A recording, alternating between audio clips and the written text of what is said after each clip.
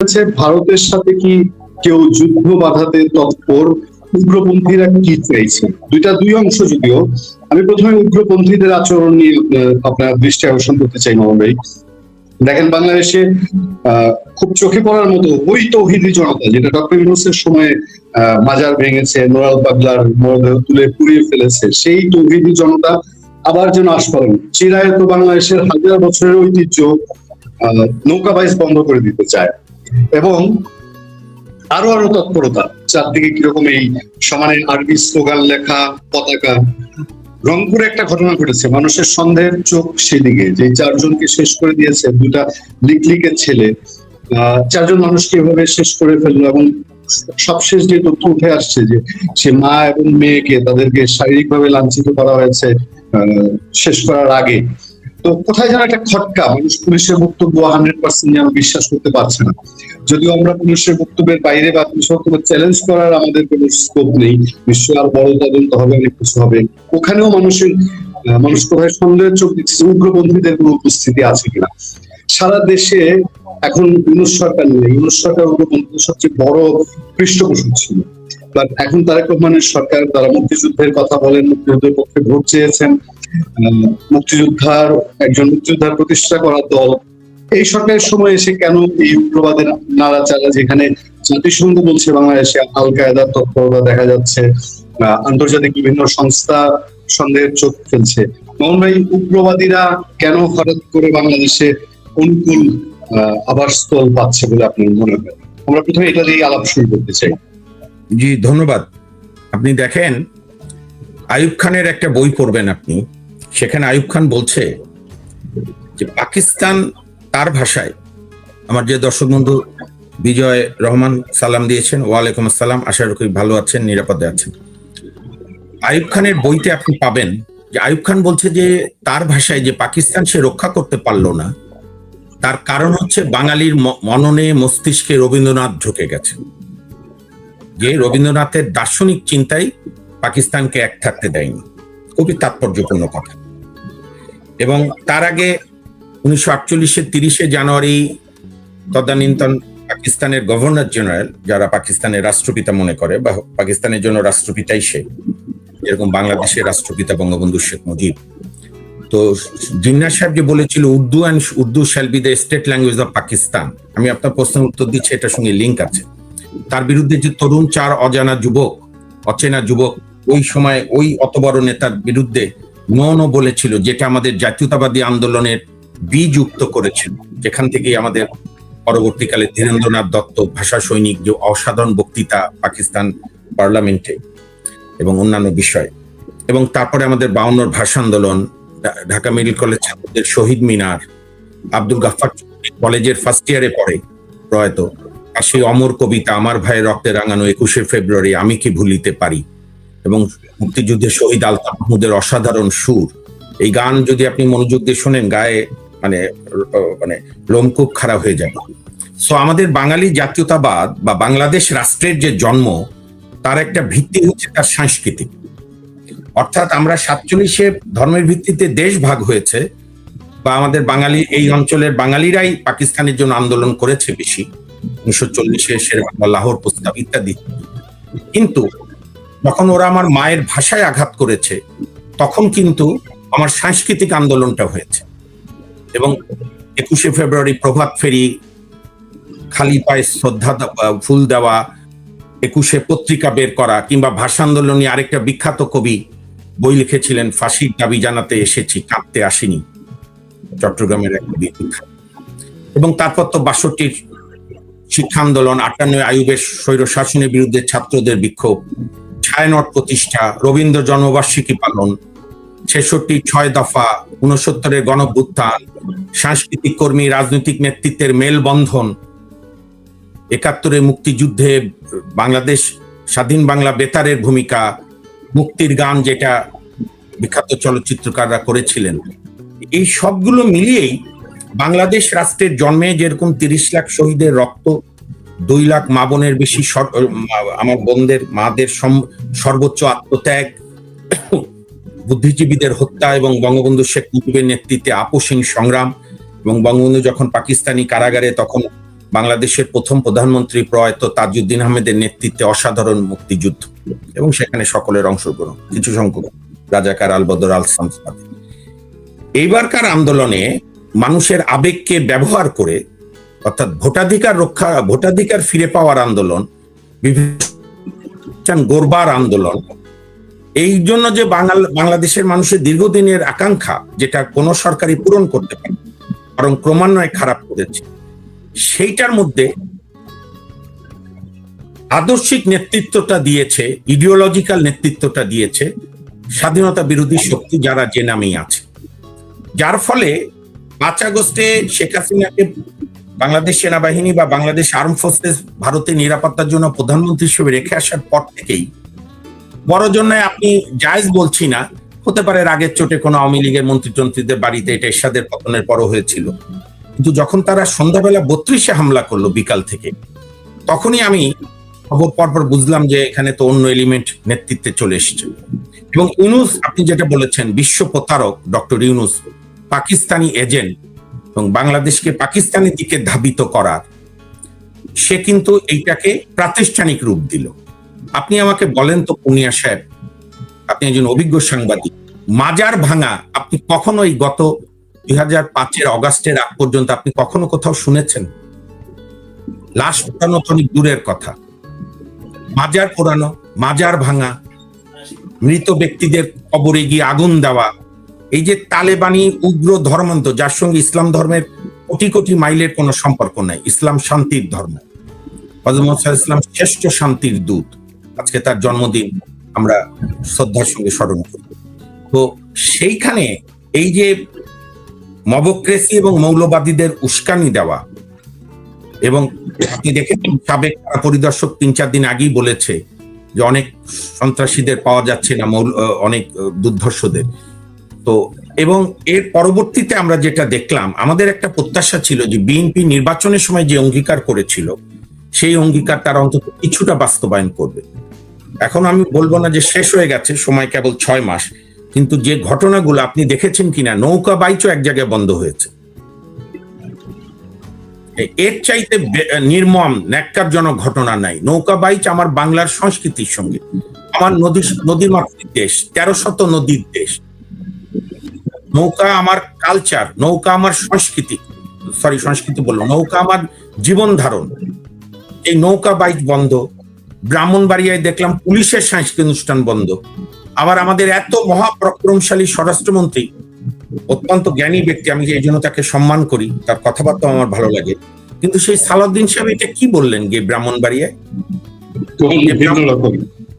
ব্রাহ্মণবাড়িয়াতে বহুদিন ধরে এগুলো অনুষ্ঠান বন্ধ। যদি বন্ধ অতীতের সরকারও হয়ে থাকে, আমরা তার নিন্দা করি। আপনারা তো ভোটের মাধ্যমে ম্যান্ডেট প্রাপ্ত সরকার, ব্রাহ্মণবাড়িয়া কি বাংলাদেশের সীমানায় পড়ে না? এই যে মৌলবাদকে বিএনপি মনের অজান্তে প্রশ্রয় দিচ্ছে, তার মানে বিএনপি 2001 থেকে 2006 তাদের শাসনামলে কিছুই মনে রাখছে না। তাদের সরকারের এই মন্ত্রী, যদিও জামাতের নেতা মতিউর রহমান নিজামী, যুদ্ধাপরাধী, সে বলেছিল না বাংলা ভাই মিডিয়ার সৃষ্টি। তারপরে তার সরকারই, বেগম জিয়ার নেতৃত্বের সরকারই বাংলা ভাইকে ধরেছিল, গ্রেপ্তার করেছিল। সেটার জন্য বেগম জিয়া ধন্যবাদ পেতে পারেন। কিন্তু এই যে মৌলবাদের সঙ্গে আপোষ করা, কিংবা এই যে ডোমেস্টিক এই উগ্রবাদীদের খুশি করতে গিয়ে ভারত সফরে আপাতত না যাওয়া, এগুলো সবগুলোই কিন্তু আমাদের দেশের যে উদার গণতন্ত্র, এইটার পথে প্রতিবন্ধকতা হচ্ছে। এবং আমি মনে করি সাংস্কৃতিক কর্মী, আমরা যারা সংস্কৃতি ভালোবাসি, আমরা বাংলাদেশকে ভালোবাসি, বাংলাকে ভালোবাসি, আমার মাতৃভূমিকে ভালোবাসি, আমাদের সাংস্কৃতিক কর্মকাণ্ড চালাতে হবে। কারণ মৌলবাদীদের একটাই সম্পদ যে তারা ধর্মের সুশুরি দিয়ে সাংস্কৃতিক অনুষ্ঠান বন্ধ করে। আপনি তো জানেন, ওই মতিউর রহমান নিজামীরা মন্ত্রী হওয়ার আগে কখনো স্মৃতিসৌধে যায়নি, এবং স্মৃতিসৌধে যখন 2001-এর 16 ডিসেম্বর গেল, কি বললো, রাষ্ট্রীয় আচার। এবং আমার মনে আছে পরের দিন প্রথম আলোয় শিশির দাই বোধহয় কার্টুন করলো যে সন্ধ্যাবেলা কয়েক শহীদের মা ওই মতিউর রহমান নিজামী, আলী হাসান মুজাহিদের পদচিহ্ন মুছছে কাঁদতে কাঁদতে। তো আমরা এবার দেখলাম শহীদ মিনারও জামাত গেছে আবার ওই ঢং করে। তো আমি মনে করি যারা বাংলাদেশে বিশ্বাস করে, উদার বাংলাদেশে বিশ্বাস করে, আমার মহান মুক্তিযুদ্ধকে বিশ্বাস করে, আওয়ামী লীগের বিরুদ্ধে নিন্দা থাকবে, আওয়ামী লীগের অনেক দোষ আছে, গুণ আছে, সেগুলো নিয়ে বিতর্ক থাকবে, কিন্তু বাংলাদেশ রাষ্ট্রকে মৌলবাদী রাষ্ট্র আমরা হতে দিতে পারি না, হতে দিতে দেব না। আমরা যে যেখানে আছি, আইনজীবী, সংবাদকর্মী, সংস্কৃতিসেবী, বুদ্ধিজীবী, শিক্ষক, আপনার প্রকৌশলী, যে কোনো শ্রেণী পেশার মানুষ, এবং আমার একটা বাংলাদেশের মানুষের উপর আমার একটা বিশাল আস্থা আছে যে আমাদের এখানে মৌলবাদী এবং উগ্রবাদী এবং স্বাধীনতা বিরোধীরা যাই সংগঠিত হোক, শেষ বিচারে তারা পারবে না। রাষ্ট্র তাদের শক্তি একটু বাড়তে পারে, চর্বি হতে পারে, যেরকম ইউনূস সরকার রাষ্ট্রীয় মদত দিয়েছিল। আমি এখনো বিশ্বাস করতে চাই বিএনপি সরকার এই মদত দেবে না, কারণ বিএনপি নিদারুণ অভিজ্ঞতা আছে 2001 থেকে 2006। মর্মে আপনি আপনি প্রসঙ্গটা টেনে ফেলেছেন, আমি তুলতাম প্রসঙ্গটা। মানে আসলে কি কোথাও থেকে প্রধানমন্ত্রীকে টেনে ধরা হচ্ছে যে ভারতের সঙ্গে মেশা যাবে না, ভারতের সাথে সম্পর্ক ভালো করা যাবে না, ভারতের সাথে যাওয়া যাবে না, এই জিনিসগুলো কি প্রধানমন্ত্রী সহ বিএনপি সরকারকে কেউ পিছন থেকে টেনে ধরছে? এবং সেটা কি জামাত এনসিপি? মানে আসলে জটটা কোথায়? আপনারা দেখেন ভারত সফর নিয়ে গতকালকেও মন্ত্রীরা বলছে যে ঢাকা দিল্লি কাজ করছে। তো এটা কি কোনো চন্দ্র অভিযান, যে চন্দ্র অভিযান চালাইতে হবে? আজকে 1.5 মাস ধরে এটা নিয়ে কাজ চলছে, বিএনপি গভর্নমেন্টের 6 মাস দাওয়াত পড়ে আছে, এটা নিয়ে সিদ্ধান্ত না। একটা বিষয় আমি আস্থা রাখতে চাই যে নিশ্চয়ই তারেক রহমান দুর্বল প্রধানমন্ত্রী নন। ভোট প্রশ্নবিদ্ধ হয়েছে, ভোট ইনক্লুসিভ হয়নি। আপনি পছন্দ করেন না করেন, আওয়ামী লীগের মতো একটা বিশাল রাজনৈতিক দল যার 35 থেকে 40% ভোটার, তার রাজনৈতিক বিশ্বাসকে আপনি জলাঞ্জলি দিয়েছে ইউনূস। যদি আওয়ামী লীগের বড় অংশ বিএনপিকে ভোট দিয়েছে বুকে পাথর বেঁধে স্বাধীনতা বিরোধীরা যাতে ক্ষমতায় না আসতে পারে, এবং সফল হয়েছে সেটা। তো একটা হতে পারে বিএনপি তার ডোমেস্টিক কনস্টিটিউয়েন্সিকে খুশি করা, অথবা আরেকটা হতে পারে বিএনপি মনে করছে যে এখনই ভারতে গেলে কি ধরনের কথাবার্তা হয়, আওয়ামী লীগের কি অবস্থা।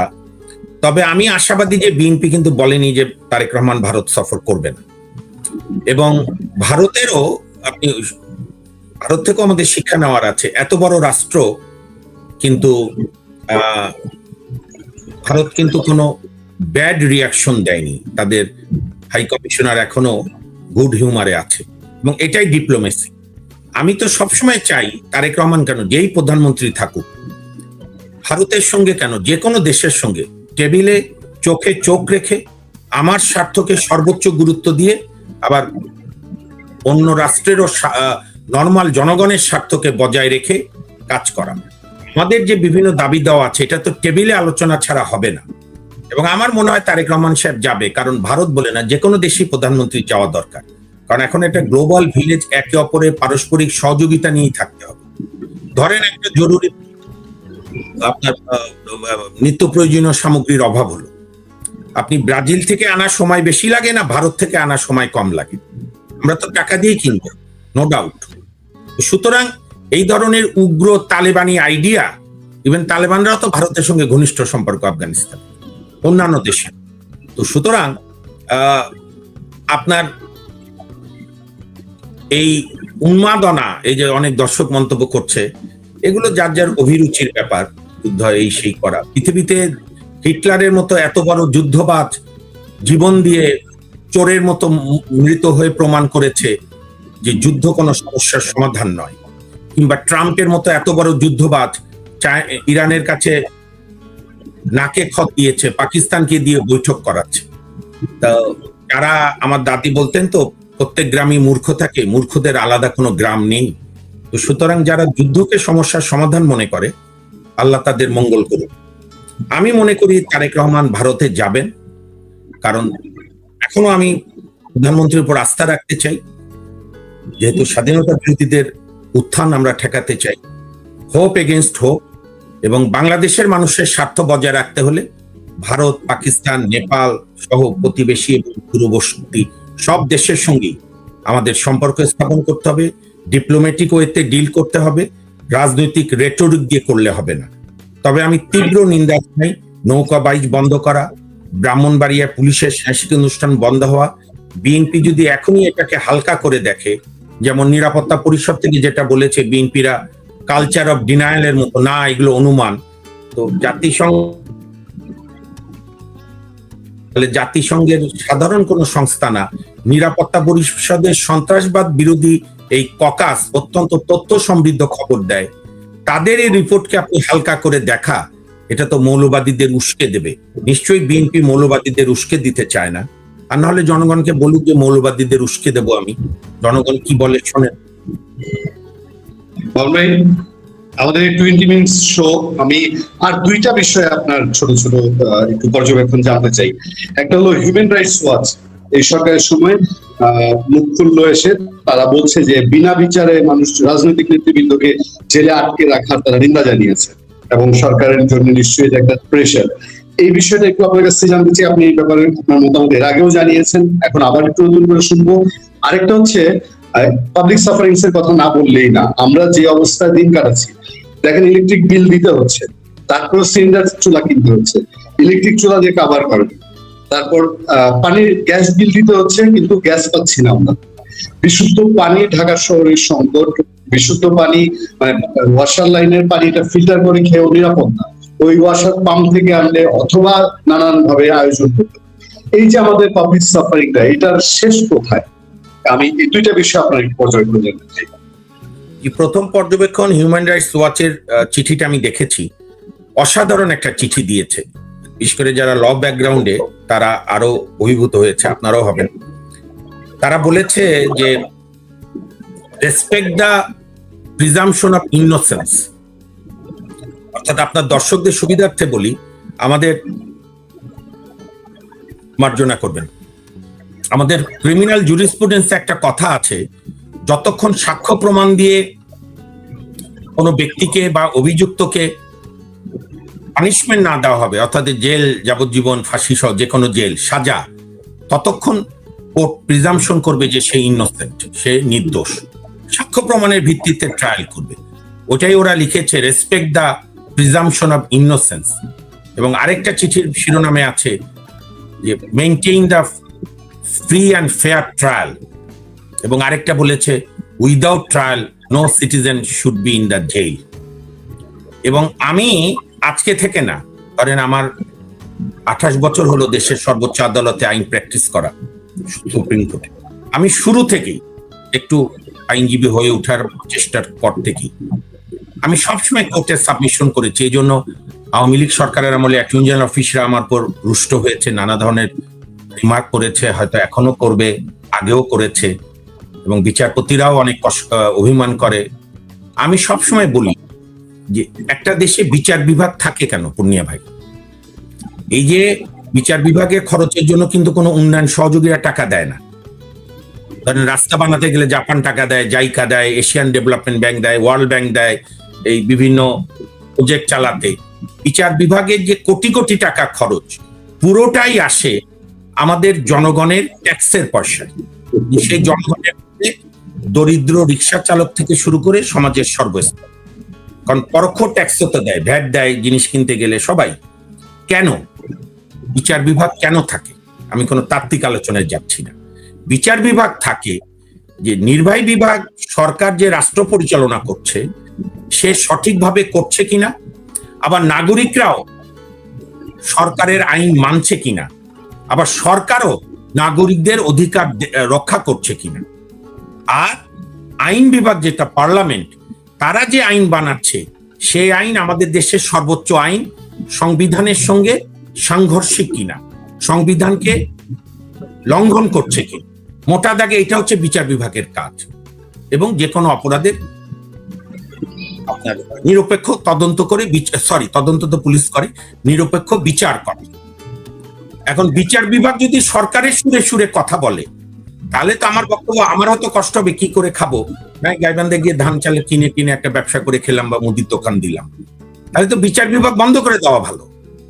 এই যে হাজার হাজার কোটি টাকা বছরে খরচ করে বিচারপতি, সুপ্রিম কোর্টের প্রধান বিচারপতি থেকে শুরু করে নিচের একদম সহকারী পর্যন্ত তাদের বেতন, অ্যাটর্নি জেনারেল অফিসে অ্যাটর্নি জেনারেল শুরু করে সবার বেতন, deputy attorney general, additional attorney general, assistant attorney general, PP, APP, GP, যা যা আছে এদের, তারপরে কোর্টের খরচ, কোর্টের স্টাফদের এসি চালানো, এত বড় সারা দেশের তো দরকার নাই।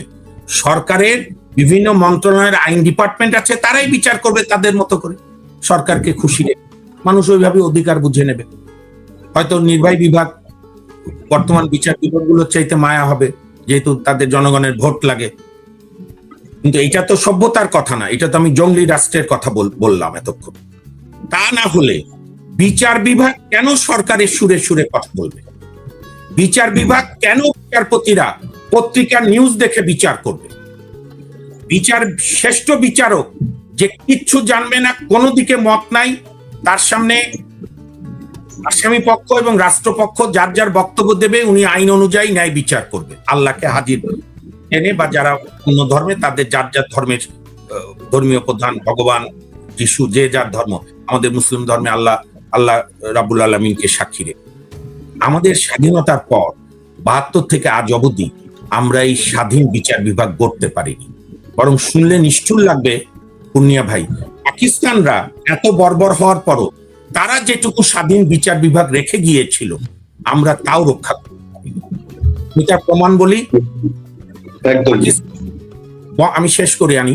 পাকিস্তান আমলে বঙ্গবন্ধু শেখ মুজিবুর রহমানকে কোনোদিন রাষ্ট্রদ্রোহ মামলারও জামিনের জন্য তদানীন্তন পূর্ব পাকিস্তান হাইকোর্টে আসতে হয়নি। ম্যাজিস্ট্রেট কোর্ট বেল দিয়েছে, অথবা সেশন জাজ, মানে জেলায় যাদেরকে ক্রিমিনাল কোর্টকে বলে সেশন জাজ, ওনারা বেল দিয়ে দিয়েছে। আর এখন আওয়ামী লীগ আমলে বিএনপির মহাসচিব বেল পেতে গেল হাইকোর্টে আসতে হয়, সেই বেল স্টে হয়, আপিল বিভাগে যেতে হয়।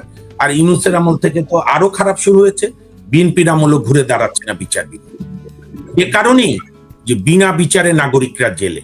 আমার কথা, যার বিরুদ্ধে অপরাধ আছে, অভিযোগ আছে, আপনি প্রমাণ করেন, আপনি প্রমাণ করে তাড়াতাড়ি বিচার করেন। হ্যাঁ, মানে একেবারে তড়িৎ গতিতে হবে না, আমাদের বিচার অবকাঠামো দুর্বল, ঠিক আছে, যুক্তিসঙ্গত সময় নেন।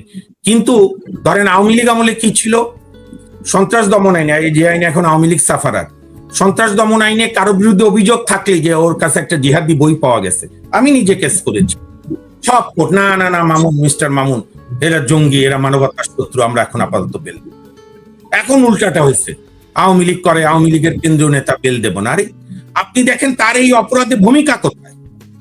আরেকটা এখনো কমেছে, ইউনূসের আমলে ছিল, হাইকোর্টের বিভিন্ন বেঞ্চ ঠিক করেছিল জেলা কমিটি, থানা কমিটির মূল নেতা আওয়ামী লীগ, যুবলীগ, ছাত্রলীগ হলে বেল দেব না। তাতে হলো কি, ওসিরা টাকা নিয়ে পদবি বানাতো, এই তোর মাকে বল টাকা না আনলে তোকে যুবলীগের সেক্রেটারি বানিয়ে দিলাম, লিখে দিল এক কলমের খোঁচা। এটা তো পুলিশের ইনকামের ব্যবস্থা হয়েছে। কিংবা আমি আরেকটা, যেহেতু আপিল বিভাগ টেম্পোরারি রায় দিয়েছে, তবু বিনয়ের সঙ্গে বলি, এই যে শোন অ্যারেস্ট জায়েজ করে দিয়েছে, আপিল ডিভিশন স্টে করে দিয়েছে, হাইকোর্ট শোন অ্যারেস্ট বন্ধ করতে বলেছিল, এটাও তো পুলিশকে এগিয়ে দেওয়া। তাহলে নতুন বাংলাদেশ বাদ দেন, নর্মাল বাংলাদেশ সৃষ্টির প্রয়াস কোথায়? আইনের শাসন কোথায়? এখন আপনি যদি মনে করেন, এই সরকার যদি মনে করে আওয়ামী লীগ আমাদের সঙ্গে যা করেছে আমরা তার চেয়েও বেশি করব, গুড লাক টু ইউ। তাহলে তো দেশে আর কখনো শান্তি আসবে না। আগুন দিয়ে আগুন নেভানো যায় না, আগুনকে নেভাতে গেলে পানি দিতে হবে, আগুনকে নেভাতে গেলে বালু দিয়ে আগুন চাপাতে হবে। আপনি প্রতিশোধের বিচার করবেন, এখন এর ওর বাড়ি ঘর জ্বালাবেন, আওয়ামী লীগ মাইন্ডেড বলে বিভিন্ন জায়গায় ইউনিভার্সিটি, কোর্ট কাচারি, সাংবাদিক, তাদেরকে যার যার জায়গায় ঢুকতে দেবেন না। আপনি মনের অজান্তেই আগামী প্রতিশোধকে আমন্ত্রণ জানিয়ে রাখলেন। সুতরাং আপনি রিভেঞ্জের রাষ্ট্র বানাবেন নাকি ঐক্যের রাষ্ট্র বানাবেন? হ্যাঁ, যারা দোষী, যাদের বিরুদ্ধে সবার একটা ধারণা যে অনেক অপরাধ করেছে, হত্যা, খুন, দুর্নীতি, আপনি তাদের বিচার করেন। কিন্তু বিচার মানে কোর্ট করুক, আপনি তাতে সহায়তা করেন। কিন্তু আপনি ঢালাও করলে, হিউম্যান রাইটস ওয়াচ ঠিকই বলেছে, কারা পরিদর্শক বলেছেন আমাদের জেলে আপনার ধারণ ক্ষমতা ৪৫,০০০, সব মিলে কারাবন্দী আছে ৯৮,০০০। এবং সাবেক ডিজি কারা অধিদপ্তরে বলেছে, আমি জেল কোর্টে জানি যেহেতু আমি আইনজীবী, যে দুর্ধর্ষ সন্ত্রাসীদের, অপরাধীদের আলাদা রাখতে হয়। ধরেন বিভিন্ন দ্বন্দ্বপ্রাপ্ত আসামি আর বিচারাধীন আসামি একসঙ্গে থাকে না, তাহলে মিশ্রণ হলে আরো নষ্ট হয়। কারণ আমাদের জেলখানাগুলো তো শোধনাগার না, জেলে একবার কেউ ঢুকে গেলে অপরাধী হয়েই বের হয়, রাজনৈতিক কর্মীরা ছাড়া। তো সেটারও করা যাচ্ছে না। আপনি বিচার করেন, আপনি বিএনপি সব ধরনের অন্যায়ের বিচার করলে বিএনপি মানুষের কাছে প্রিয় হবে, মানে বিএনপি সরকার। কিন্তু আপনি যদি অবিচারের পথে হাঁটেন, বিনা বিচারে মানুষকে জেলে রাখেন, এতেই যদি আপনি রিলিফ করেন, সুখানুভূতি পান, সেটা হয়তো আপনার ব্যক্তিগত অনুভূতি হবে, কিন্তু রাষ্ট্রের কোনো উপকার আসবে না। এটা হলো একটা কথা। হিউম্যান রাইটস ওয়াচের এই রিপোর্টটাকে সরকার মুখে যাই বলুক, এখনো বলেনি কিছু, আমার চোখে পড়েনি, আপনার পড়েছে কি, কিন্তু এই রিপোর্টটাকে গুরুত্ব দেওয়া দরকার। আর আপনার টকশো তো সবাই দেখেন, আমাদের জানা শ্রেণী পেশা, আমাদের শ্রদ্ধেয় বিচারপতিরা যদি দেখেন, আমি একটাই অনুরোধ জানাবো ওনাদের প্রতি সর্বোচ্চ সম্মান দিয়ে, যে রাইজ টু দ্য অকেশন, সময়ের প্রয়োজনে আপনারা দাঁড়ান। সাহসী মানুষ, সব বিচারপতি যদি সাহস করে বিচার কাজ করে, তাহলে কেউই কোনো বিচারকের বিরুদ্ধে অ্যাকশন নিতে পারবে না। আর আপনারা যদি অতীতের ন্যায় সরকারের সঙ্গে সুরে সুর মিলান, এর চাইতে ট্র্যাজেডি, এর চাইতে বাংলাদেশের মানুষের জন্য বেদনা আর দ্বিতীয়টা হবে।